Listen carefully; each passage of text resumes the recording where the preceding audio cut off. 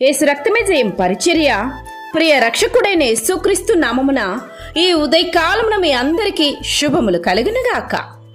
ఇశ్రాయేలును కాపాడువాడు కునుకడు నిద్రపోడు, యెహోవాయే నిన్ను కాపాడువాడని దేవుడు సెలవిస్తున్నారు. నా ప్రియ సహోదరి సహోదరులారా, ఈ వాక్యంను మనం ధ్యానించినట్లయితే ఈ వాక్యంలో ఉంటున్న మాధుర్యం, భద్రత ఎంత భరోసాని మనకిస్తున్నదో తెలుసా?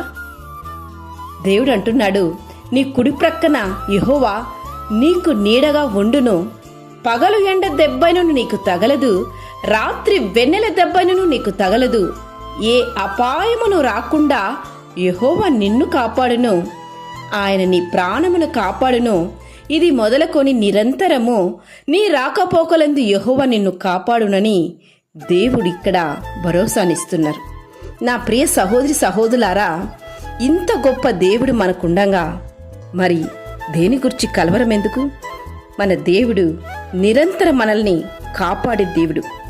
యెహోవా పట్టణమును కాపాడని ఎడల దాని కావలి కాయువాడు మేలుకొని యుండుట వ్యర్థమే.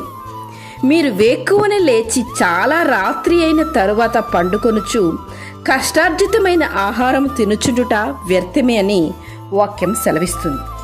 కనుక దేవుడు మనల్ని ఎల్లవేళలా కాపాడుతున్నాడు. కనుకనే మనము నిర్మూల కాకుండా వారముగా ఉన్నాము. ఆ మహోన్నతుని చాటున, ఆ సర్వశక్తిని నీడన మనం విశ్రమించు వారముగా ఉన్నంత వరకు ఏ అపాయము మనకు సంభవింపదు. ఆయనను మనం ఆశ్రయ దుర్గముగా, ఆయనే కోటగా, ఆయనను మనం ఆశ్రయించినప్పుడు, ఆయనను నమ్ముకున్నప్పుడు మనకు ఏ అపాయము సంభవింపకుండా సురక్షితముగా మనము జీవించేదం. ఆయన మనను తన రెక్కల చాటున మనల్ని భద్రపరచు దేవుడు. ఆయన రెక్కల క్రింద నీకు ఆశ్రయము కలుగును, ఆయన సత్యము కేడును దాలునై ఉన్నదని వాక్యం సెలవిస్తున్నది. అందుకే రాత్రివేళ కలుగు భయమునకైనను, పగటివేళ ఎగురు బాణమునకైనను, చీకటిలో సంచరించు తెగులునకైనను, మధ్యాహ్నమందు పాడుచే రోగమునకైనను నీవు భయపడకుందువని దేవుడిక్కడ భరోసానిస్తున్నారు. కనుక అంటే ఏ క్షణమైనను మనల్ని విడిచిపెట్టు దేవుడు కాడాయన. అన్ని వేళలా ఏ శ్రమలోనైనాను, ఎట్టి స్థితిలోనైనాను మనల్ని వదిలిపెట్టు దేవుడు ఆయన కాడు. ఎల్లవేళలా మనతోడు ఉండి మనను కాపాడు, అనుక్షణం మన నీడై ఉండి మనల్ని కాపాడు దేవుడు ఆయన. ప్రభువైన యేసుక్రీస్తు మనల్ని కాపాడే దేవుడు. ఆ కాపాడే ప్రయత్నంలోనే ప్రాణం కూడా పోగొట్టుకున్నటువంటి గొప్ప ప్రేమామయుడు ఆయన.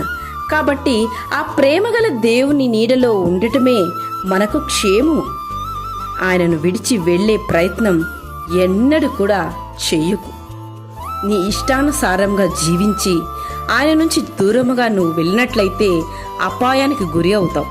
అలా కాకుండా ఆయన ప్రీతిగా నీవు జీవించి ఆయన రెక్కల చాటున నీవు ఆశ్రయము కల్పించుకొని జీవించు. నీవు సురక్షితంగా జీవించేదవు. దేవుని యొక్క కాపుదల ఈరోజంతయు నీకుండునుగాక. ఆమేన్. యేసు రక్తమే జయం పరిచర్యలో మీ సహోదరి. God bless you.